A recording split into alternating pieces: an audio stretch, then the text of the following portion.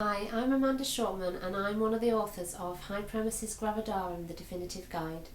My co-author Caitlin Dean and I thought it'd be handy to make a quick video overview of the book. We've crammed so much information into this that we wanted to give you an idea of what's in it and who may benefit from it. We spent 2 years researching all the latest medical data and talking to hundreds of sufferers and pulling together all our resources both from our own experiences and from our work with the charity Pregnancy Sickness Support to make sure that this is the definitive guide to HG, especially for women here in the UK. Because there's so much information in here, we've had to split it into 4 sections, and that's what I want to go through with you at the moment. So right at the beginning, before we get going, there is a really helpful cheat sheet. Now this is there for you to have easy access to all the statistics and information you'll need to tell your GP, your employer, any friends or family who are saying, oh, it's just a little bit of morning sickness, you know, that kind of thing. This is your go-to guide for that, and if you want to print out a copy from the Spewing Mummy website, you can do. That's at www.spewingmummy.co.uk, and all of the resources in here are on there for you to print out so that you don't have to write in the book or tear pages out. Once we get into the first section of the book, that is specifically for healthcare providers and professionals. Now, that doesn't mean that you can't read it as a sufferer, but it does have a lot of research in there, so it might be something that you want to skim over if all you want to know is coping strategies, how to talk to your GP, things like that. If you do want to know about the theories behind hyperemesis and the different treatment options, then this is the section. We wanted it to be taken seriously by healthcare professionals as well as sufferers and survivors, and that's why we've included this section. And in there is information on treatment options and creating care plans for sufferers.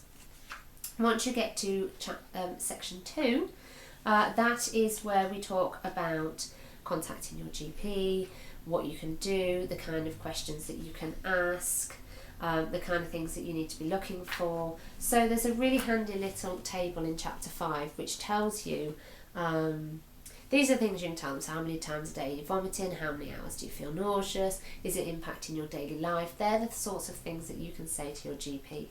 And after that there is a section on coping strategies, and then there's information for partners and carers. We know that they often get overlooked, so we wanted to include them there, and there's information on how to advocate for you and also just to help them deal with it and understand the condition a bit more. There's also a section which has things like what to say if someone says something to you. So if someone says, have you tried ginger? This is what you can say back to them. You know, sometimes we think afterwards, oh, I wish I'd said this. Well, we've kind of pulled that together for you. And then that section ends with a chapter on termination. Pregnancy Sickness Support did a survey in 2012 and found that 10% of wanted pregnancies end in termination because of HG. And of those surveyed, only 7% had been offered all the treatment options. Now that's an awful statistic.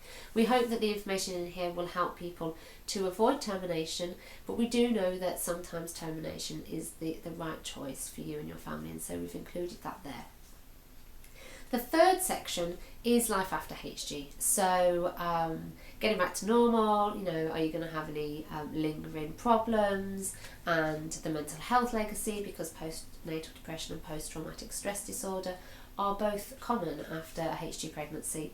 And then there's a chapter on preparing for another pregnancy. So there's a questionnaire here, you know, was your GP helpful, was your consultant helpful, what did you try last time? It gives you an idea of what you need to do to get a care plan in place. And then there is a care plan for looking at preparing for another pregnancy. Caitlin's been through 3 pregnancies, and this is based on the care plan that she worked up with her GP before her 3rd pregnancy, and she's a huge advocate for that.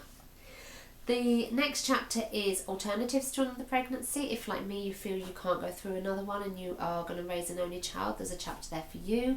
We also touch on adoption as an alternative to pregnancy.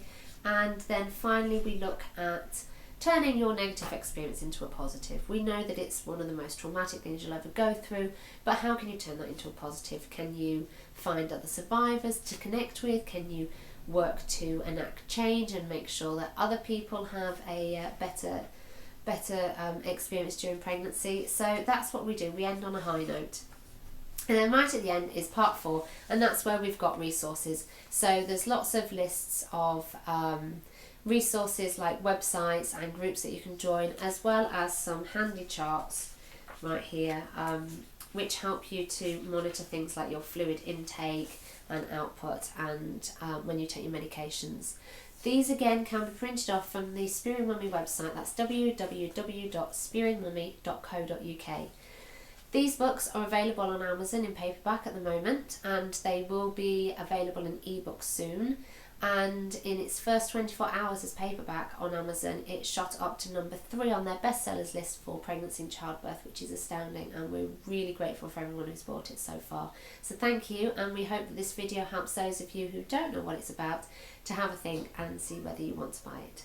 Thanks.